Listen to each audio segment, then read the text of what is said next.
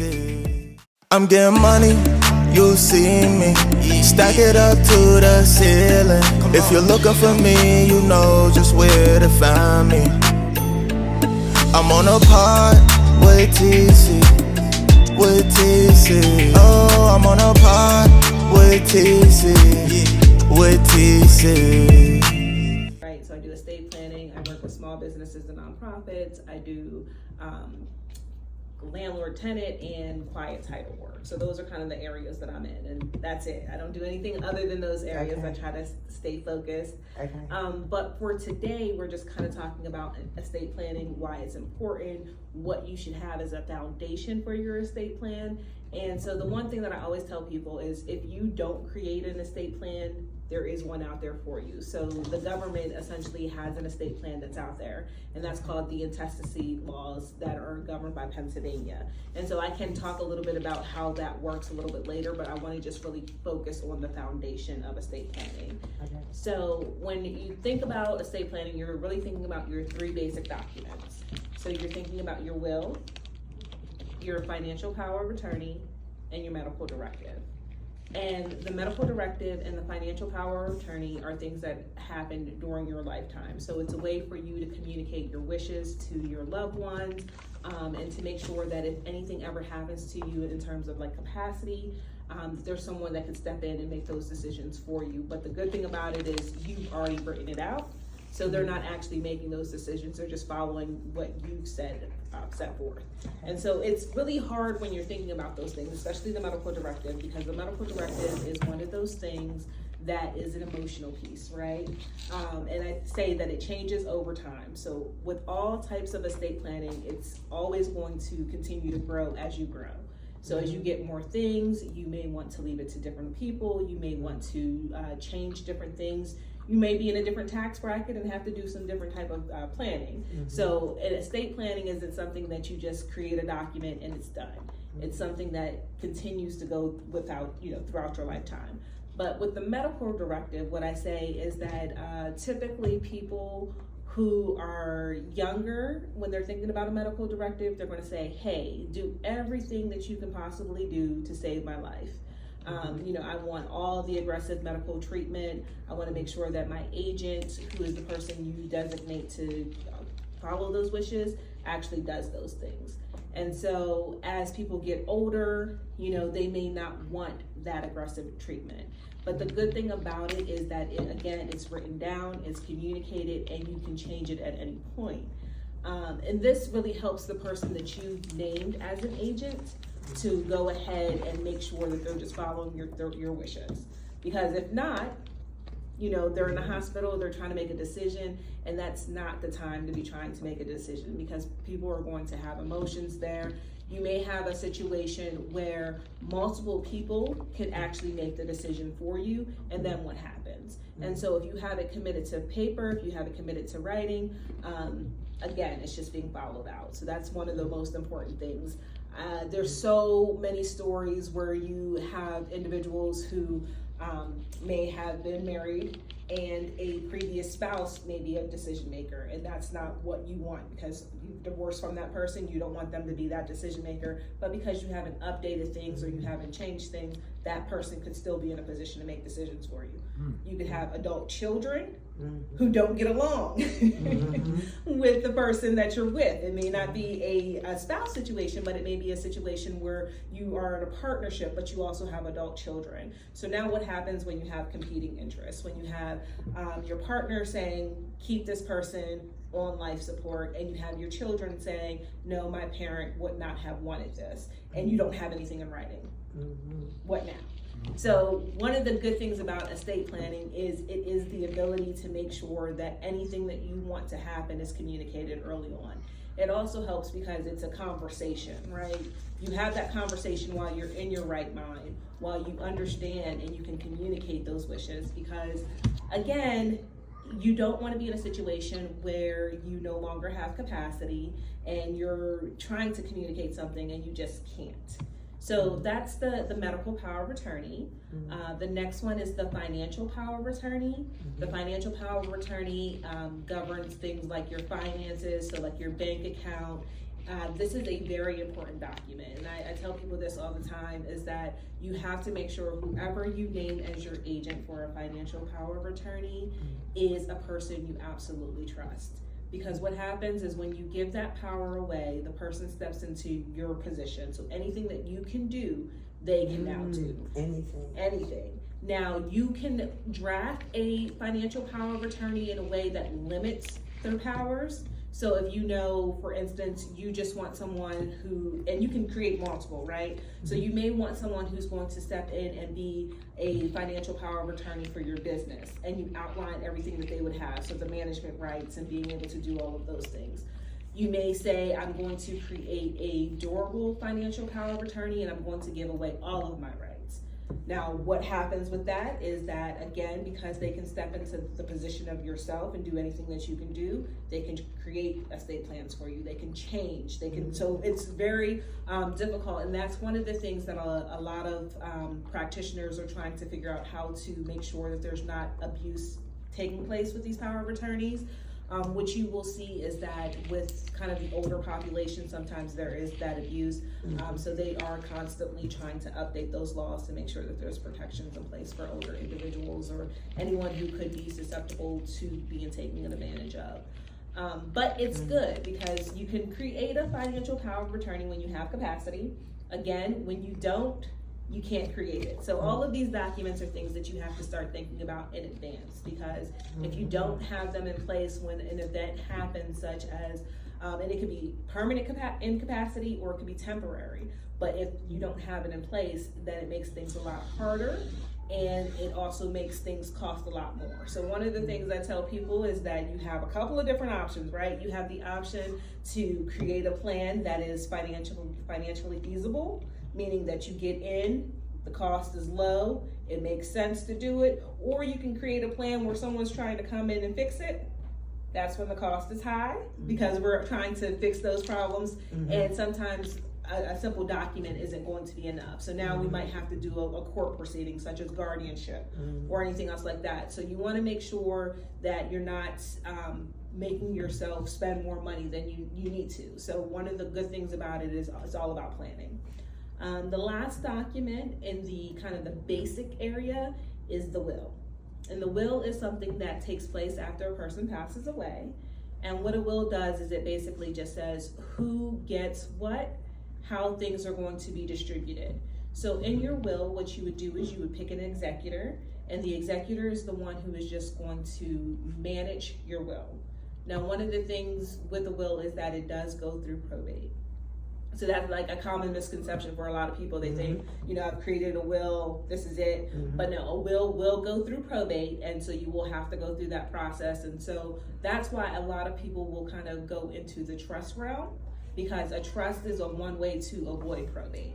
And so one of the things with the will is it does help alleviate some of the, titling issues and making sure that things do pass the way that you want them to. Because like I said, if you don't have a will, then Pennsylvania pretty much governs who gets what. And what they do is they're going to first look to see who's alive.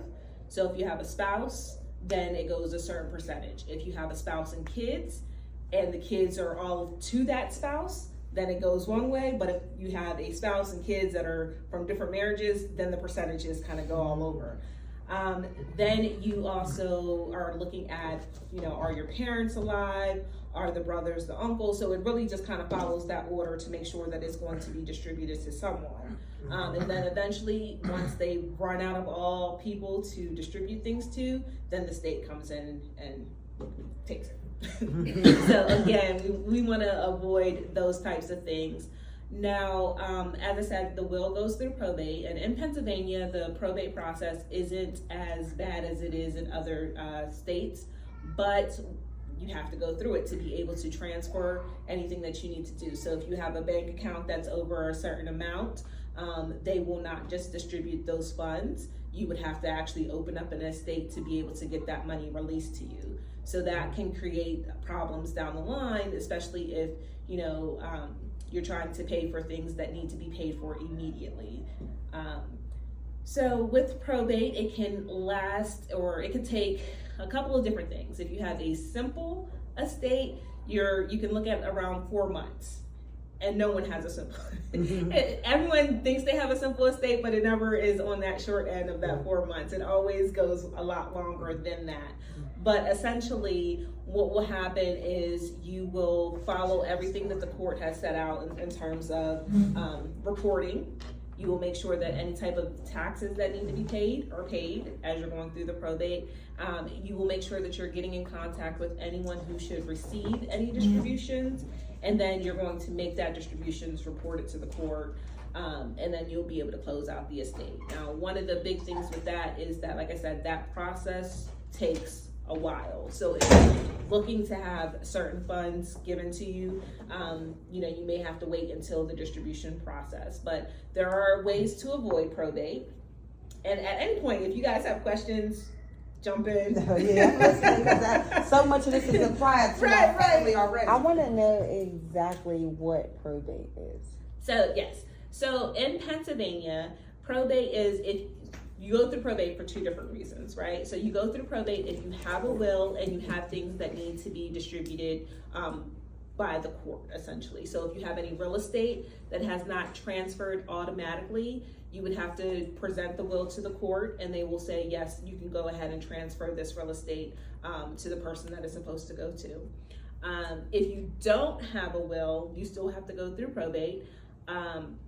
And essentially what it is it's going to say, it's kind of like checking in with the court system to make sure that you're actually doing what you're supposed to be doing with the decedent's assets. So you're making sure that it goes to the person that it's supposed to go to. And that's what the court will pretty much have the document in terms of who it goes to. So that's what probate is making sure that all the taxes are paid. So in Pennsylvania, we have the inheritance tax. And so it depends on who's being left what. So if you're leaving anything to a spouse, it's a 0% rate. If you're or a child under 21, 0%. If you're leaving it to children, 4.5%, and that's children over 21. If you're leaving it to siblings, it's at a 12%, and then if you're leaving it to anybody else, it's at a 15%. So they're going to make sure that the taxes are paid, the homes are transferred, bank accounts that are over a certain amount get distributed, and that everyone who is entitled to something actually receives it. So it's just the process that you go through to make sure those things happen. Now, one of the things that will happen is sometimes people will have real estate in multiple places. So they'll have real estate here in Pennsylvania, but they may have a vacation home in another state. So now you're going through probate in two different states, because wherever your property is located, you have to go through probate in that county to be able to distribute it or to change the name on the title to the person it belongs to.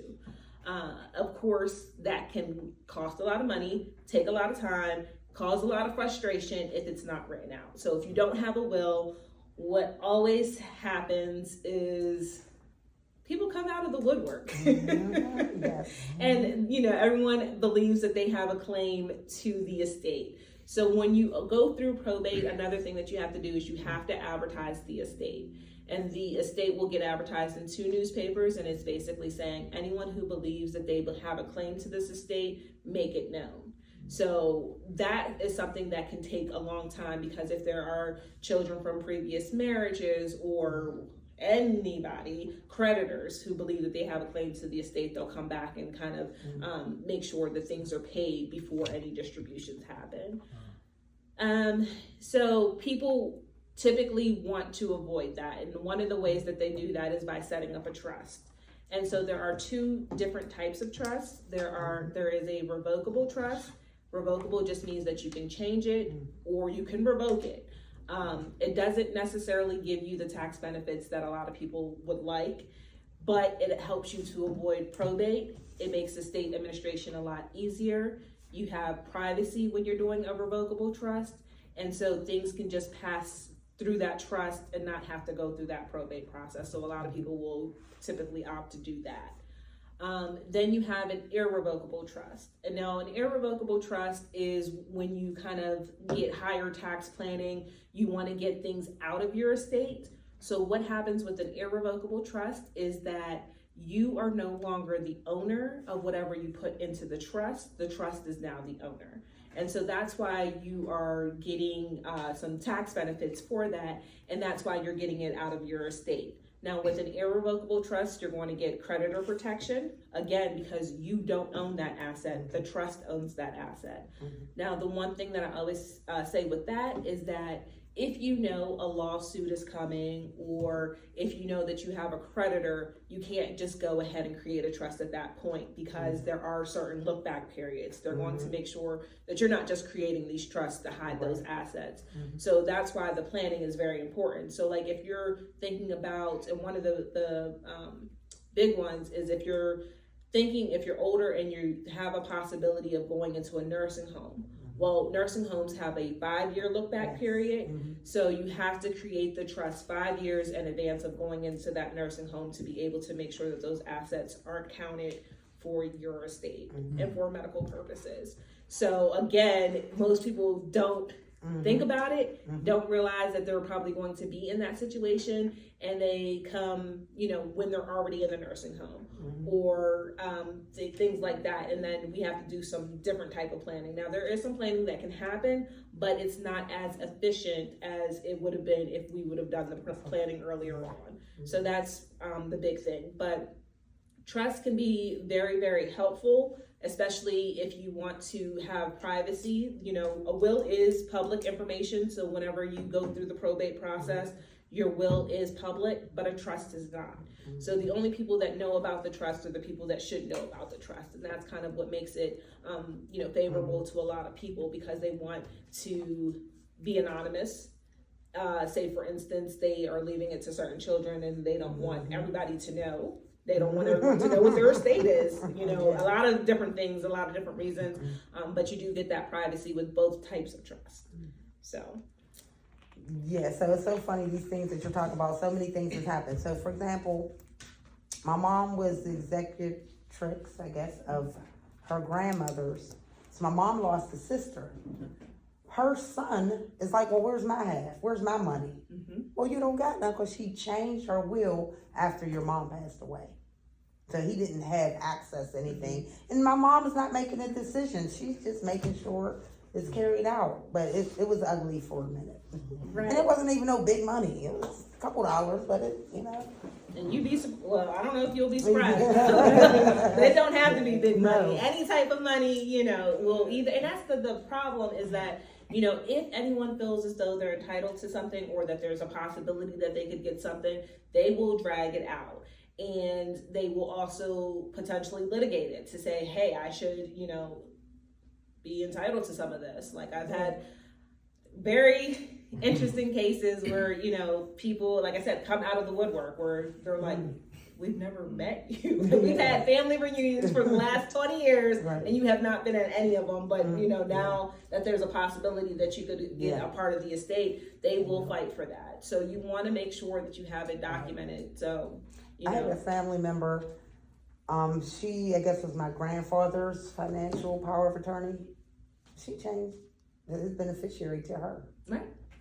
And he got 9 kids. He changed it to her, so that was crazy. And so one of the things that, as practitioners, we're really trying to make sure is that those things don't happen. Okay. But essentially, a lot of people aren't looking to see if those things have been changed, and it doesn't come out until after the person passes away. Yep. And so that's why I say, there are ways to be able to go in and prove that this was not the intent of the person.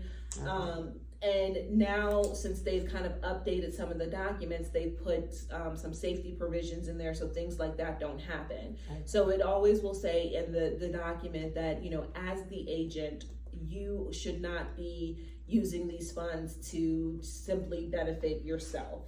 Unless, and then the person will spell it out. These are the reasons why you would be able to use those funds. So now there's safety provisions in there, so those types of things don't happen. But that's just been recently, so. And I don't know if you guys notice, sometimes when I use my debit card at places, if I'm going to check my account, I'll see irrevocable trust, Giant Eagle, gas.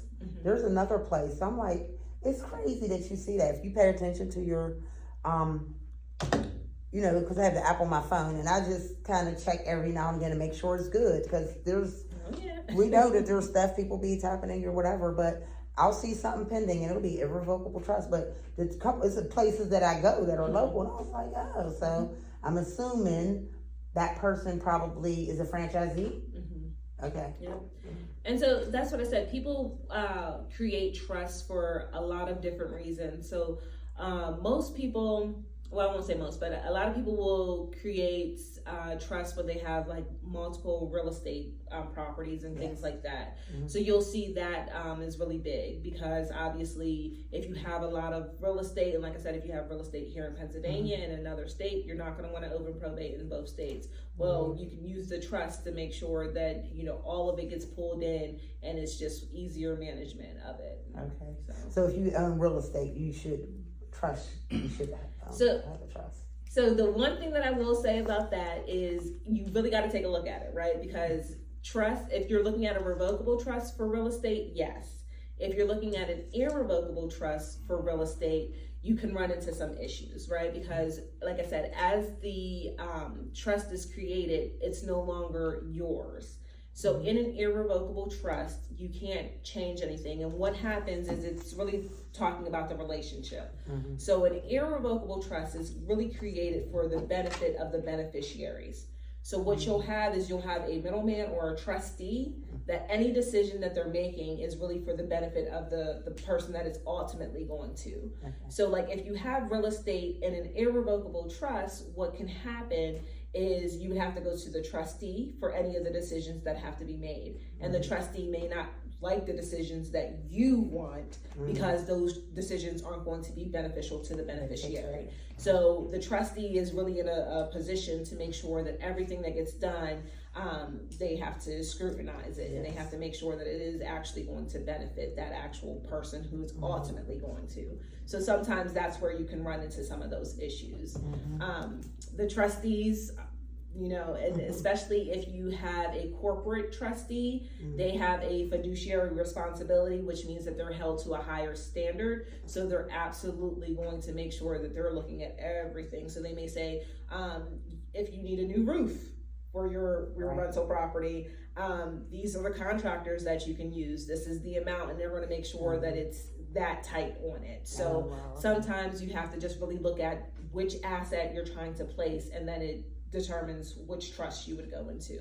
But one of the things with estate planning that I always say is that there's multiple ways to achieve what you need to achieve. And so we have to look at the total picture. You know, we can't just say, oh, a trust is what you need, right? We have to say, okay, what is the ultimate goal? What are you actually trying to achieve? And then go from there, because we might be able to get you where you need to be without having to do those things. So.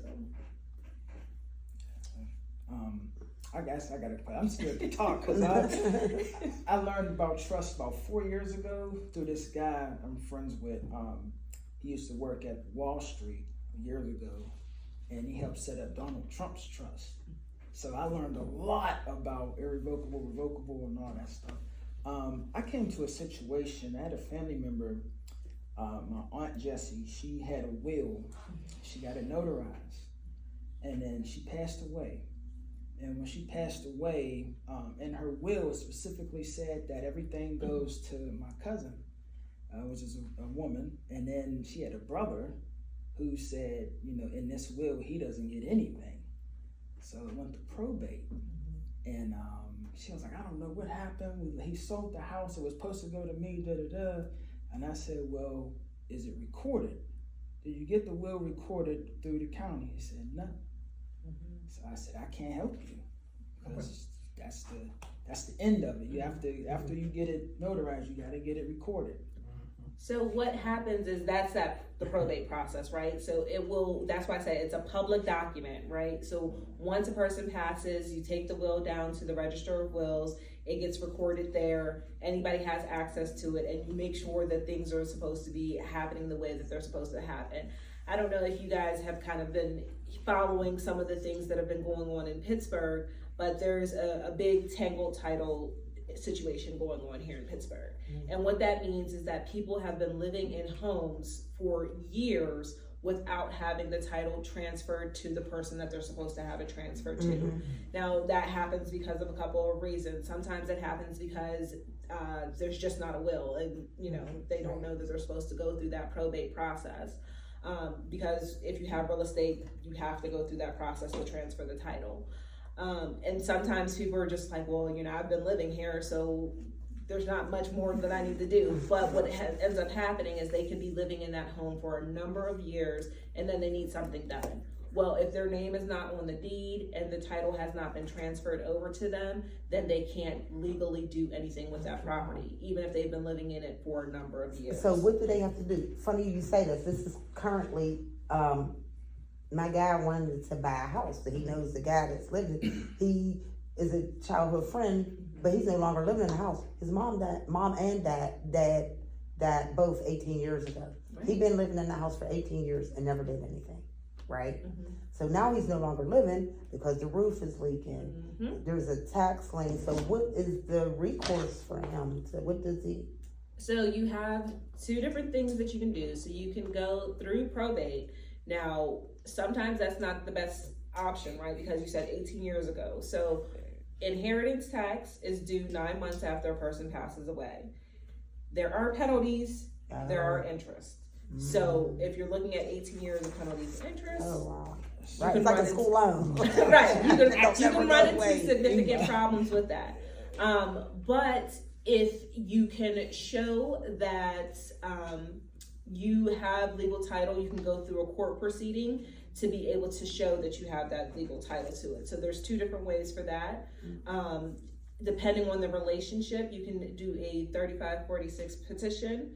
Where you're just saying, hey, I've been the one upkeeping the maintaining and upkeeping the property. I'm the one who's been paying the taxes, all of those types of things. Sometimes you'll have to do a quiet title action. And a quiet title action is just basically saying, hey, and there's a couple layers to quiet title, but with quiet title, you can say, hey, I've been living in this property for a number of years. I claim this through adverse possession. But in order to do that, you have to meet the requirements for it. Previously, adverse possession was 21 years. And other requirements, they have now shortened it to 10 years. So you still have to go through a legal proceeding, but it may not necessarily be as cumbersome. And that's what one of the things that if you see a lot of the community groups are really trying to get that out there, that, hey, we can help you fix these problems. Just get them fixed. Don't just continue to, you know, live in this property and then, you know, not do what you need to do. Then once you actually get the title in your name, let's do your estate plan. Let's create your will so that you don't fall into this situation again. So those are the things that, you know, it sounds simple enough to be like, oh, okay, well, you know, I'm going to be long gone. It's no longer my problem. But what ends up happening is it just creates problems for future generations. And at some point, the cycle has to stop. So with estate planning, you can stop that cycle. You can just create a will, or you can create a trust. You can do things that will save you money, save you taxes, and actually transfer it to the person that you want it to be transferred to. Because you'll find a lot that often property or things, the assets go to people that you just don't want them to go to. You know, there's been situations, you know, like I said, between spouses where they're no longer together, or, you know, they never went through that proceeding where they actually got the divorce, but they've been, you know, separated. We're separated. But when it comes to estate planning and it comes through going through that process, it's a different ball game. So you may have been separated for the last 18 years or whatever the case may be, but if you don't have that legal separation, you're still married. I used to process people's pension paperwork. And so think of years ago when husbands and wives, like, they go to retire and they sign off on the pension paperwork. So the husbands, because they were the breadwinner, when they did the paperwork, they would sign off. They want the most amount of money. So that happens for him. But when he dies, because he wanted the most, he cuts the wife out if whoever dies first. And then these women have nothing, no income anymore, because the husband passed and he was the only one entitled to the pension. Now, when you talk about like real estate, for example, use Wilkinsburg as an example. All these empty, dilapidated homes that these people probably died. What do you do? How do you get those? So I can speak to a little bit of what I'm doing. So I have a program. I'm working with the URA. Now the URA is Pittsburgh based, but there's the Wilkinsburg Land Bank. There's a couple ones in this area that are working to fix that situation and have them go through that tangle title process. I know another organization that is kind of countywide is Catapult. They're doing a lot of the tangle title to be able to get these properties transferred, and they can do all over. So there's funding available. So if someone is in that situation, they can apply for this grant. They can, get the title transferred over, and it's most of the cost is covered. So there's Duquesne University. They have a tangle title program as well. So if they're income related, they can go to Duquesne University and get help there. So Duquesne also has a wills clinic that if you're income based, you can go to get your will prepared through that organization. And then the Allegheny County Bar Association is working with a few attorneys to be able to get this kind of issue out as well. So there's a lot of organizations, and I'm connected to most of them.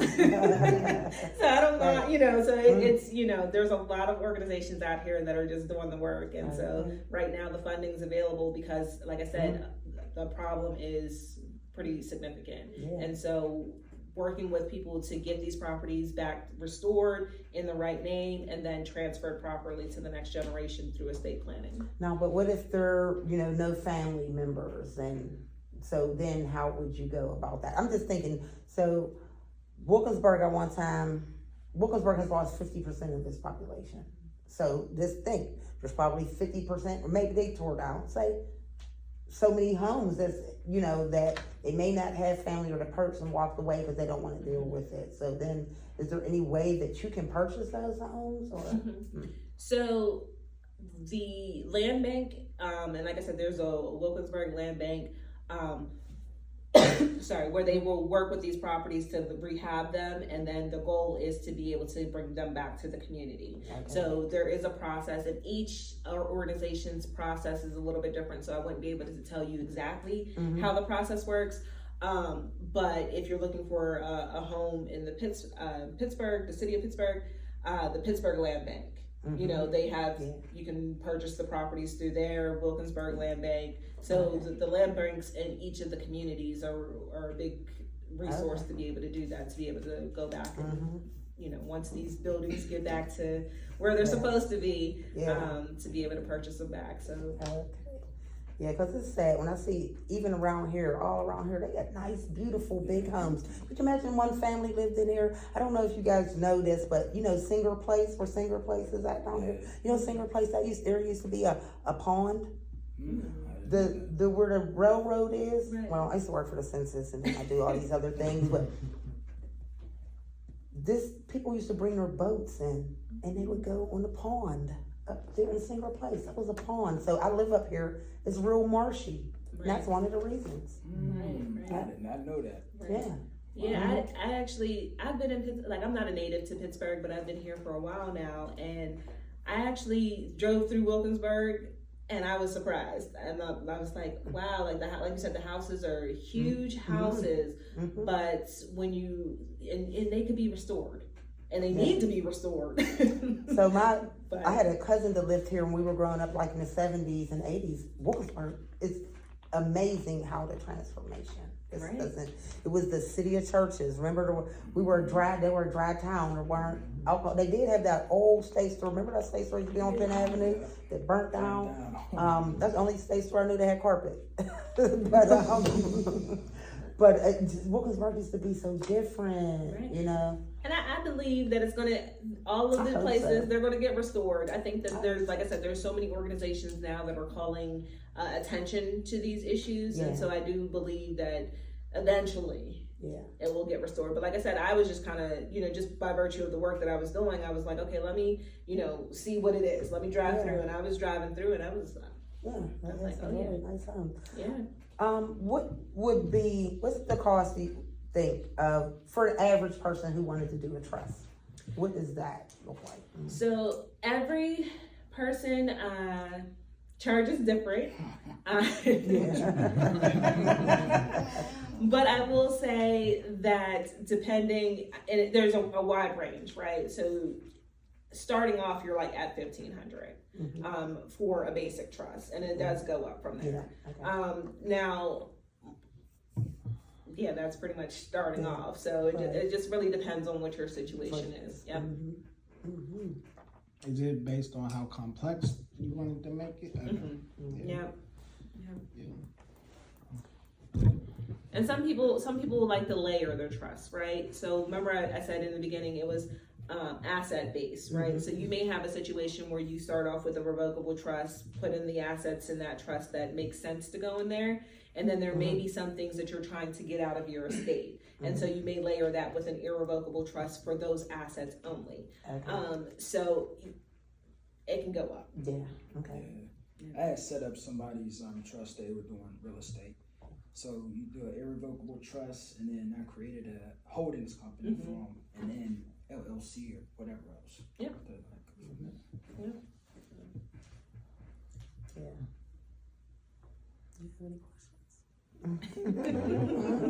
I just second it all in. I got a question, Quinn. So knowing what we know in the technology age we live in, why isn't more of our people inclined, or why aren't they taking these steps? Like, they know, I see so many people who they use the language and the verbiage, but, and again, I don't know all their person, but I'm pretty sure that I know many of them don't have these things in place, or they're not taking steps to do so. What would you say contributes to our lack of action when we're given the knowledge? So I think two things, right? So the first thing is that knowledge actually being given, right? Because a lot of people can go on YouTube, kind of get some information, and it could be wrong.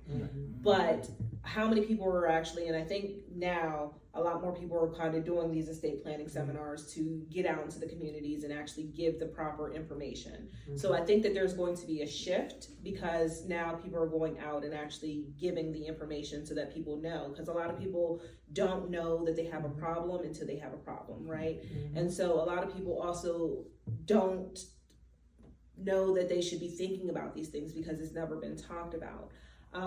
For a lot of people, when you approach the topic of your finances, when you approach the topic of your mortality, it creates a lot of apprehension, right? And so people just say, I'm just going to put it off. I actually have a lot of clients who are in their 80s and in their 90s who are just getting estate plans created. And what I'm seeing, and I'm like, we got to get on this, you know, and it's a thing where people just don't want to talk about it because they think that, one, if they commit it to paper, that it's speeding up the process.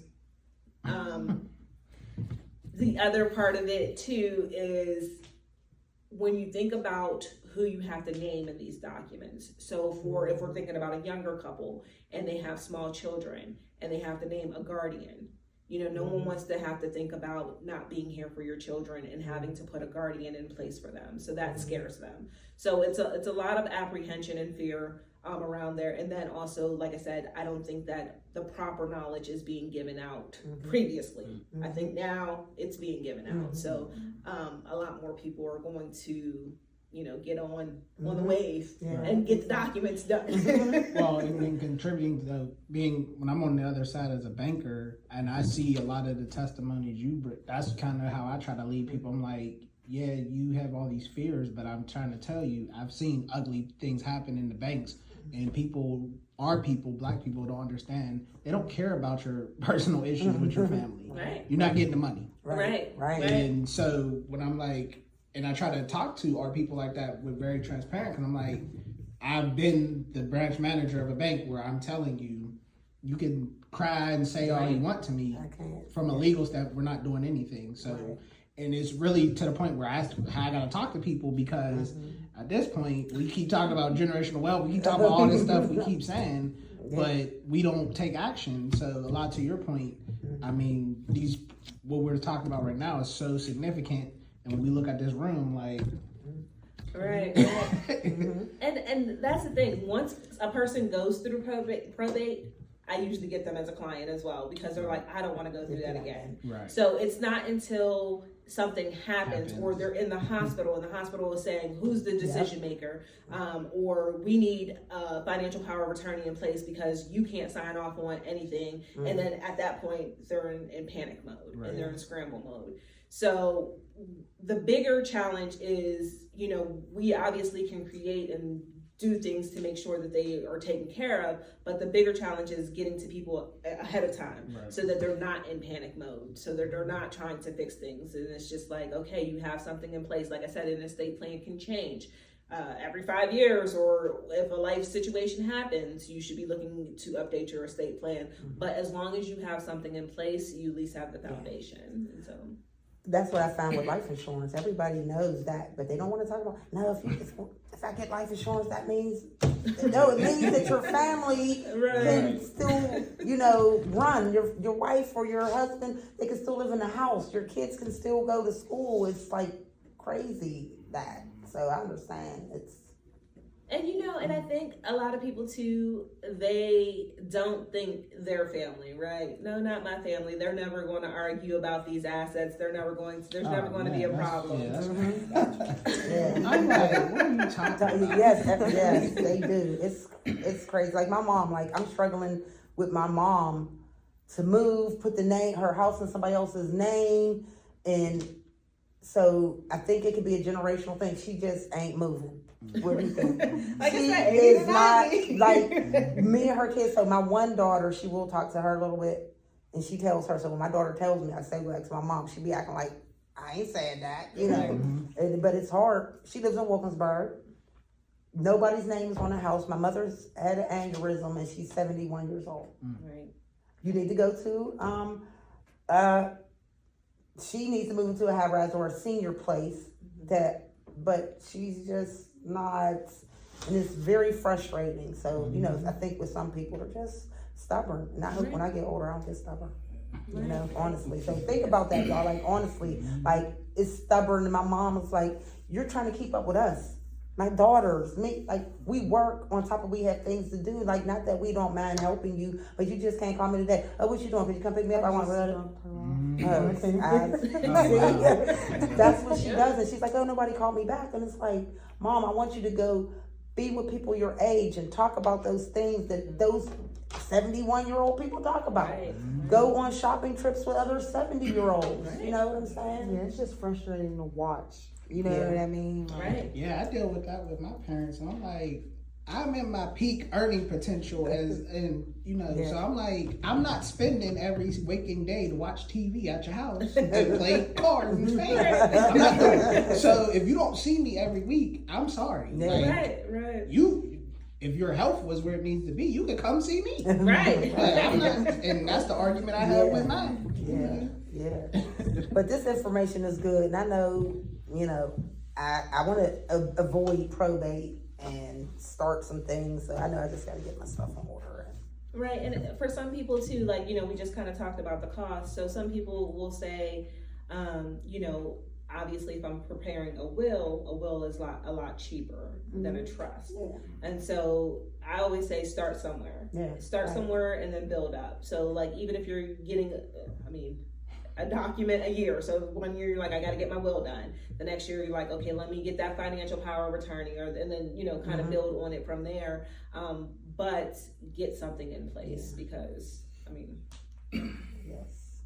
And what's the best way that people get in touch with you? Because that's who I go to Quinn. Yes.